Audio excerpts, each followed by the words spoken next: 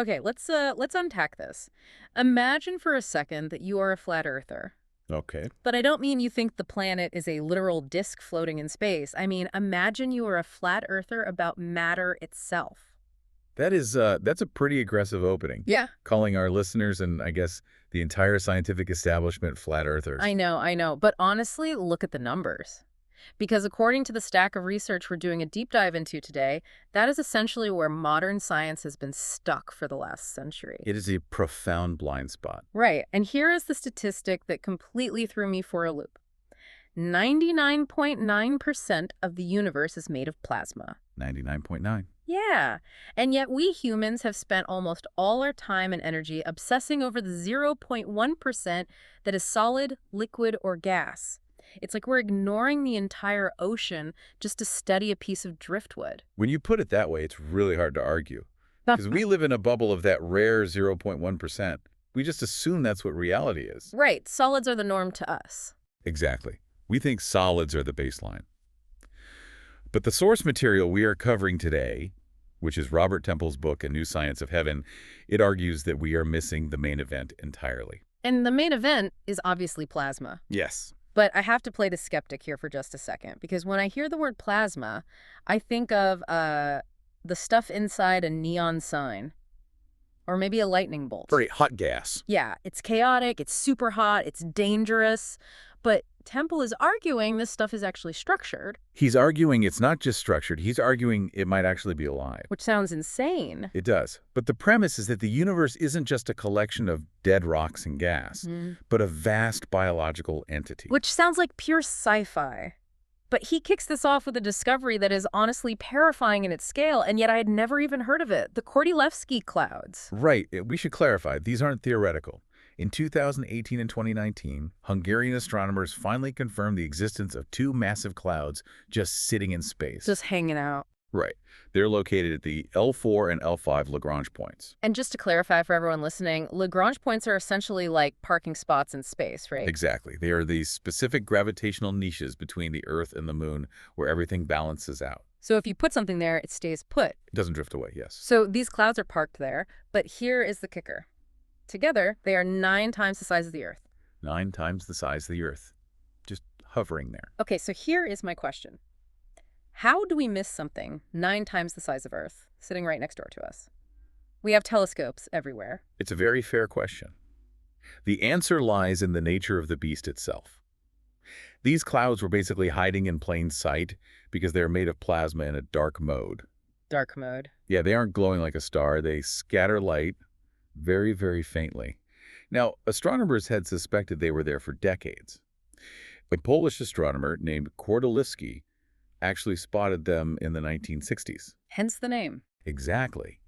But it wasn't until the Hungarians used special polarization filters recently that they could definitively prove these massive structures are actually there.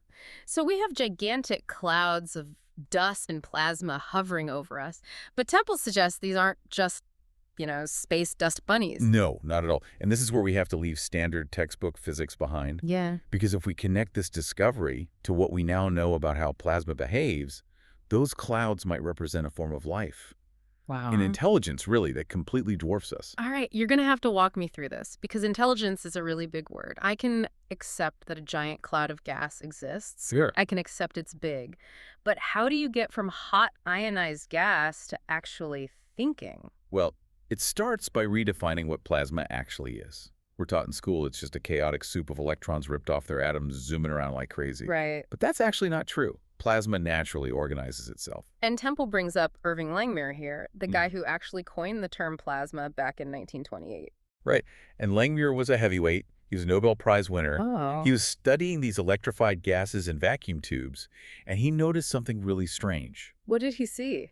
The way the electrons and ions moved, it didn't look like standard physics. It actually reminded him of blood plasma carrying red and white corpuscles. Oh, wow. Yeah, he explicitly chose the word plasma because the substance looked alive to him. That's wild. So he didn't name it after a physics concept. He named it after biology. Precisely. He saw intention in the movement.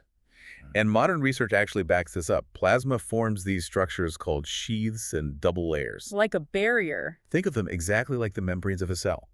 They separate the inside from the outside, which allows different chemical or electrical environments to exist side by side. Right, because without that separation, you can't have complexity. Exactly, you need boundaries. So it has a skin, but having a skin doesn't make you smart. I mean, a grape has a skin. True. But inside that skin, things get even weirder when you add dust into the mix. This is a key concept in the book, Dusty Complex Plasma. Dusty complex plasma, it sounds like something I need to wipe off my bookshelf. It's a bit more dynamic than that. When cosmic dust interacts with plasma, the dust particles get charged, and they start to organize. Okay. They form these incredible crystal-like structures called Coulomb balls, or Yukawa balls. Coulomb ball. Yeah. Imagine a crystal lattice floating in space, but instead of being made of atoms, it's made of charged dust grains held together by plasma forces. Okay, so we have literal space crystals. But they behave biologically. Temple cites research by Russian scientists like Vien Sitovich, who found that under the right conditions, these plasma crystals show the defining characteristics of life. Which are what? They are autonomous, they reproduce, and they evolve. Wait, explain. Evolve? Are they growing legs or something? Not legs, no, Oh. but they compete for food, Uh. which in this case is the flow of plasma or energy. Ah, I see. The structures that are most stable, the ones that can hold their shape and absorb energy best, they survive. The unstable ones just break apart. That is literally the definition of natural selection. Exactly. That is fascinating. But also, if they're evolving in space, wouldn't that take forever? I mean, space is huge and cold. Actually, the exact opposite. This is one of the most mind-bending points in the source material. We are biological. We are meat sacks, to use your term from earlier. Proud meat sack here. Right. And we run on chemical reactions. Chemical signals are inherently slow. They have to physically diffuse across a cell. Right, compared to a computer, my brain is pretty slow. Exactly. But plasma life, it would be electromagnetic. It operates at the speed of light or very close to it. Oh, wow. So Temple argues that inorganic, plasma-based life could evolve billions of times faster than us. 1,000,000 years of our biological evolution could happen in just a fraction of their time. So if these things exist, they aren't just alive, they're highly advanced. They could be infinitely more complex than us. And because they don't look like us, no eyes, no mouth, no body, we wouldn't even recognize them as life. Which brings us right back to the giant clouds, the Kordylewski clouds. Yes. If plasma can organize and it can evolve and it creates these crystal structures, are you saying these enormous clouds next to the moon are giant brains? That is the hypothesis. Temple suggests they act like supercomputers. But we need to understand the mechanism here. It's not magic. Think about how a standard computer works. It uses bits, ones and zeros, to store information. Right, on or off. Well, research into these plasma crystals shows they can also flip states. They can change their orientation, their spin, or their charge. Okay. But unlike a silicon chip, which is flat, these are 3D structures. You have a three-dimensional cloud where every single particle can act as a bit of information. The storage capacity must be insane. It's staggering. Temple actually compares them to the NSA's massive data centers in Utah. Which are huge. Massive. But he says the NSA looks ridiculously puny by comparison. We're talking about a storage capacity that could record the entire history of humanity, every thought, every word ever spoken, without even making a dent in the cloud's memory. And what powers it? A brain that big has to need a massive amount of energy. It has the ultimate power source. They eat the solar wind. The solar wind. They absorb charged particles in solar light, very similar to how plants absorb sunlight for photosynthesis. They are completely self-sustaining energy systems. You know, this whole thing reminds me of a book I read years ago, The Black Cloud by Fred Hoyle.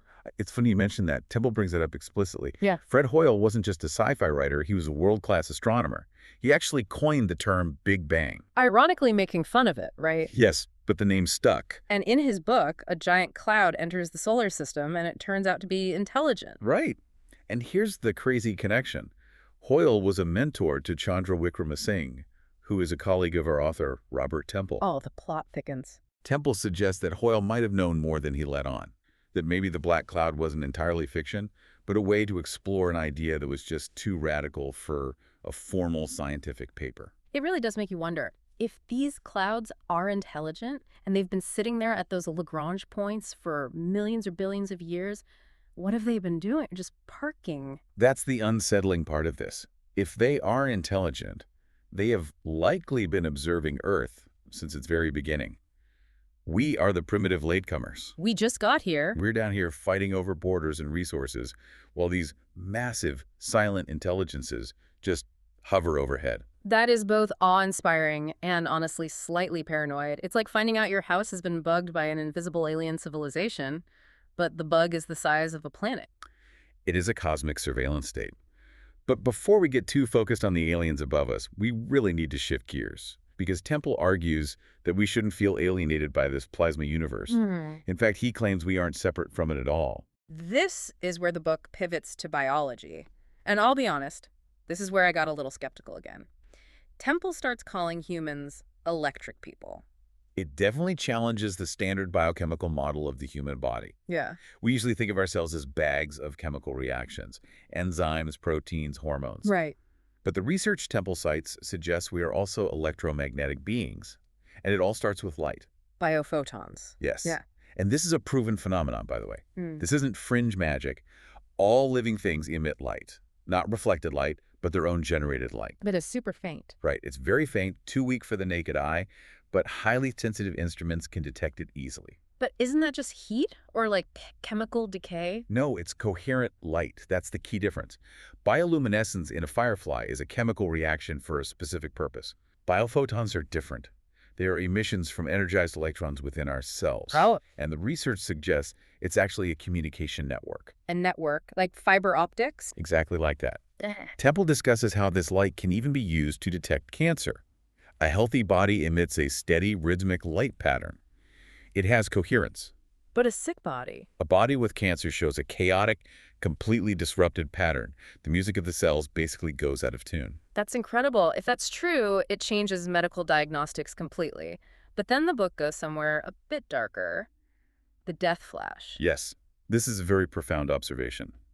Temple discusses experiments, including some by Russian researchers and a Dr. H.P. James, where they monitored the energy output of organisms as they died. No, I would just assume that when you die, your energy just fades out, like a battery running out of juice. That's the logical assumption. You'd expect a slow, steady decline to zero. But that's not what they found.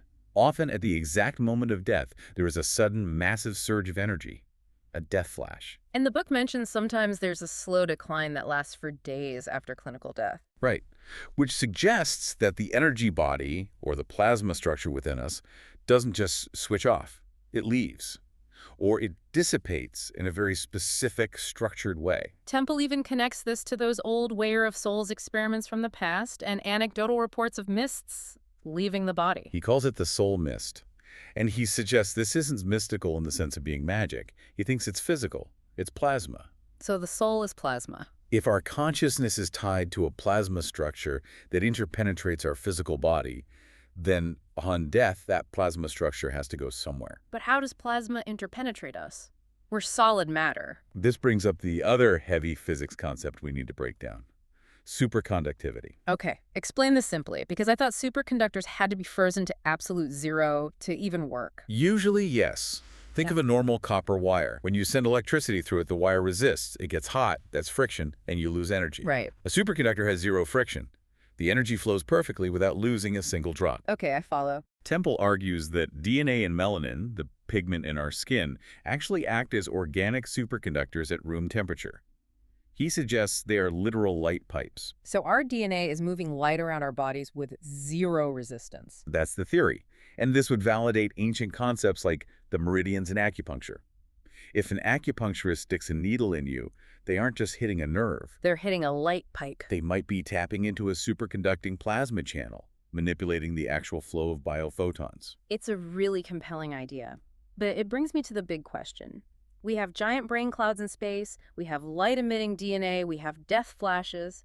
If this is all real, why isn't this on the front page of every newspaper? Why am I just learning this from one niche book? Temple argues there are two main reasons for the silence.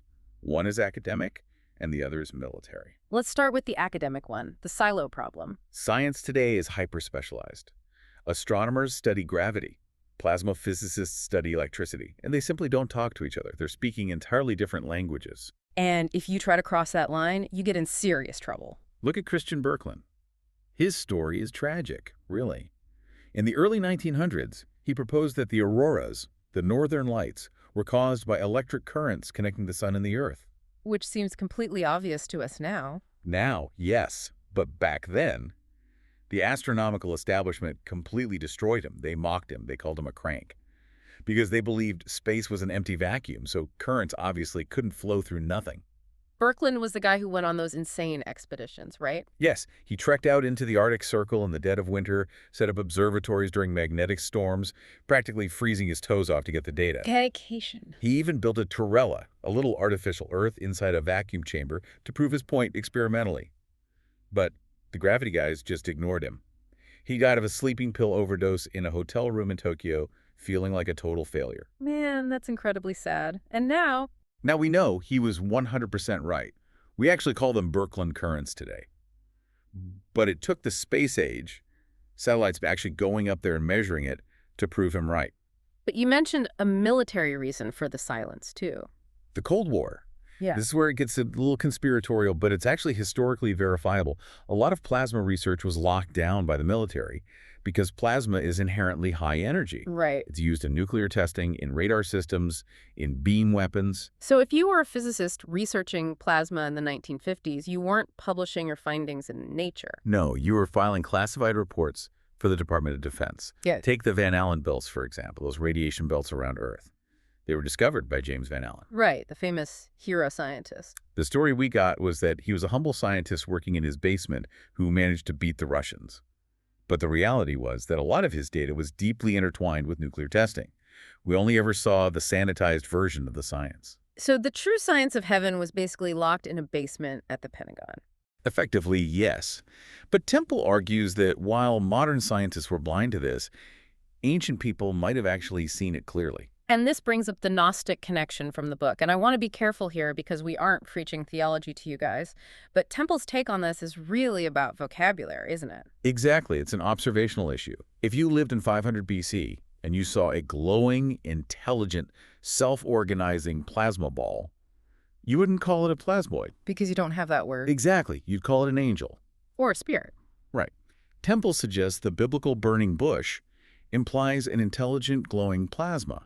It wasn't actually consuming the bush, it was just burning. Like the verse, and the angel of the Lord appeared to him in a flame of fire. If you look at the descriptions of angels in these ancient texts, Ezekiel's wheels within wheels, entities with eyes all over glowing forms, they sound suspiciously like the complex plasma structures we are modeling in supercomputers today. So ancient mystics were basically reporting physics phenomena, but they used the only language they had, which was religious language. That is the argument. We are just rediscovering with high-tech sensors what they perceived with their own eyes, or perhaps their inner eyes. So let's try to synthesize all of this, because my brain is starting to feel a bit like a plasma cloud right now. We are living in a universe that is 99.9% plasma. Right. We are circled by giant plasma clouds that might be literal supercomputers. We have plasma running through our veins and lighting up our DNA. And we have spent our entire modern history ignoring it because we are entirely obsessed with solid matter. It really flips the script on the search for alien life, doesn't it? That is the final thought I want to leave you with. We are constantly looking for little green men. We are looking for biological wet life just like us. We scan planets for water and oxygen. Because we think we are the standard. We think we're the cool kids of the universe. But if plasma life is possible, and the physics heavily suggests it is, then it evolved billions of years before Earth even cooled down. It is robust. It is practically immortal because it doesn't decay like biology. It just exists perfectly in the vacuum of space. So we're the weirdos. We are the anomaly. We are this fragile, short-lived, wet moss growing on a tiny rock. The rest of the universe, that vast plasma-filled void, is likely crowded with inorganic life that has been there forever. We're just the new neighbors who haven't figured out how to introduce ourselves yet. Or perhaps we're just starting to notice that the neighbors are already in our living room and they've been watching us the whole time. Well, I'm not sure if I'm going to sleep better or worse tonight knowing that. Next time you look up at the moon, just remember, there might be a cloud twice the size of Earth floating right next to it, thinking thoughts we can't even begin to imagine. Thanks for listening to this deep dive. Keep looking up.